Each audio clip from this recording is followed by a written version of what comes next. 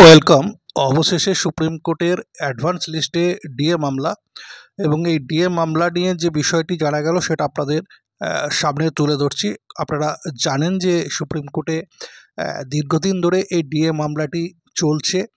এখনও পর্যন্ত সেইভাবে কিন্তু এর হিয়ারিং হয়নি এবং যতবারই হিয়ারিংয়ের ডেট এসেছে সেখানে কিন্তু ডেটটা পিছিয়ে গেছে। তাই এবার কিন্তু একটা পজিটিভ দিক যে এবার কিন্তু অ্যাডভান্স লিস্টে এই ডিএ মামলাটি উঠে এসেছে। এখন এই ডিএ মামলার যে খবরটি উঠে আসছে সেখানে প্রথমবারের মতো কিন্তু সুপ্রিম কোর্টের অ্যাডভান্স লিস্টে তালিকাভুক্ত হয়েছে।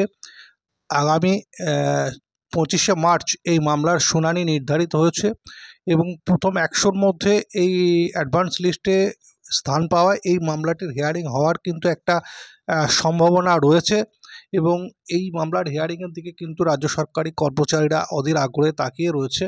তো এখন আমাদের দেখার অপেক্ষা যে এই হিয়ারিংটি 25 তারিখে হয় কি না।